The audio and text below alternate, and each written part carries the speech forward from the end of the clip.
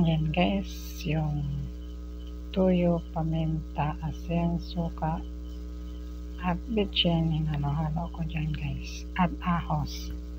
Yun guys ay timplado na. So nalagay ko yung buhay na isda at kinuha na siya ng ulo at buto. Ayan guys, hinalo-halo ko na siya guys dyan sa timplado kong sauce. Ayan. Tapos nun guys, lagyan siya ng durog na paminta guys para masarap. Ayan. Tapos ng paghalo-halo guys, hindi na siya hayaan ng mga minute.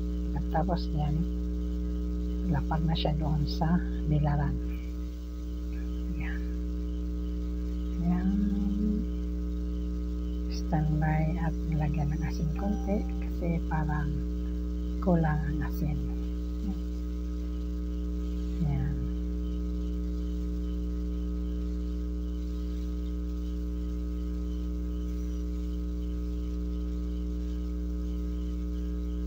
Ayan, halo-haluin para sumarap lalo ang isdang daing.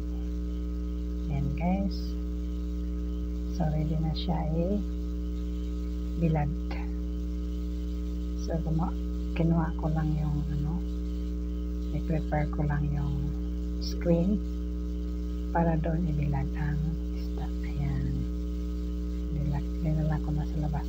Ayan, so yun, nagkuha ko ng stream, yung parang bilala ng isda. Pero guys, umuulan pa yan guys. Bilad ko lang siya ng mga 5 minutes. Tapos guys, ulan. So kinukuha ko ulit.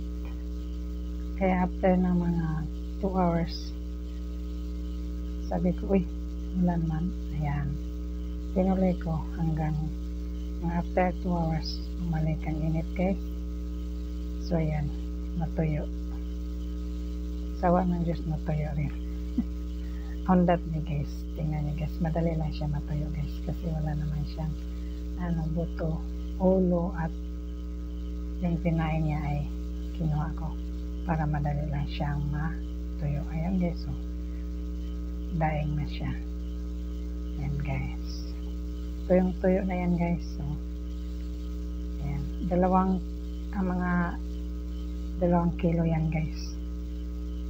So yun, tingnan nyo guys, super tuyo kasi ng morning umuulan, tapos ng afternoon lakas ng init guys. Ayun, swerte lang ako guys na medyo may init ng isang 1 day, half day lang pala guys kasi morning is umuulan, 1 and afternoon init na siya guys hanggang maghapon.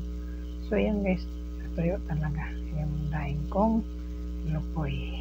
Ayan guys, nilagay ko sa Tupperware para ilagay sa rep. Nilagay ko yung sa rep guys para hindi lalong